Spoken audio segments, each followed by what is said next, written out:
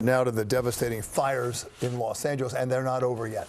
New red flag warnings have been issued now. The wind's kicking up as firefighters are still trying to put out the first fires that started last week. More than 12,000 homes and buildings have so far been destroyed, and at least 24 people have been killed, and another 16 are still reported missing. Now, some 100,000 people are still under mandatory evacuation orders, so it's still a mess in the second biggest city in this country. Rebuilding? Who knows how many years that's going to take. Eyewitness News reporter Josh Einiger live in Altadena, the community 14 miles north of downtown LA. Josh. Rebuilding right now, Bill, is the last thing on anyone's mind. It's impossible to imagine how long this will take.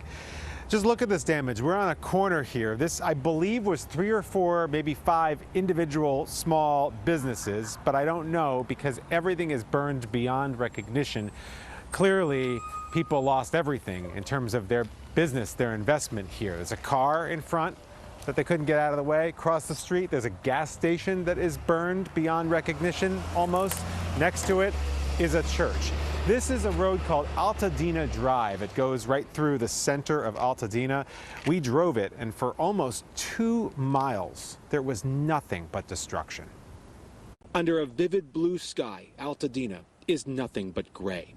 Row after row of ashen heaps that just last week were people's homes. Anything you need, all right? Anything you need. Among them, Jennifer Tolbert, the principal of an Episcopalian elementary school who lived in a house on campus. Last week, it all burned. So many children have lost their family homes. Her kids lost their school, too. This has been devastating for, obviously, me personally. I've lost everything, like so many of our families. And, you know, to lose a school community on top of that has just been horrific. Altadena did come to life today as utility crews started the delicate process of stitching the grid back together. And it is delicate. Just look at the damage on this power pole, the lines dangling precariously from the top.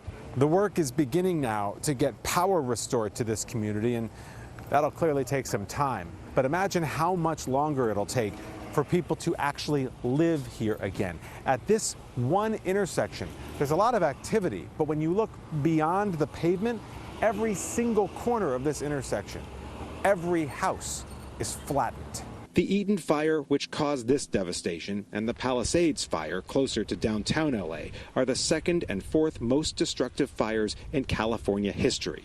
And now there are serious concerns about wind picking up again by the middle of the week. Those fires in the mountains are still smoldering, and there are many more places like Altadena, bone dry and potentially in the line of fire.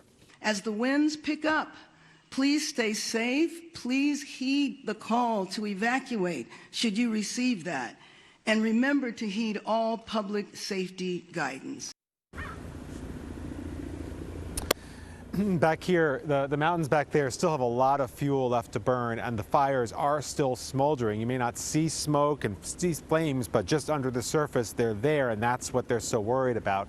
By the way, this is in front of that school, that Episcopal school I told you about. The school zone light just started flickering a little while ago. It's about 3 in the afternoon local time, but there are no children here, and there won't be a school here for a very long time. We're live in Altadena, California. Josh Einiger, Channel 7, Eyewitness News.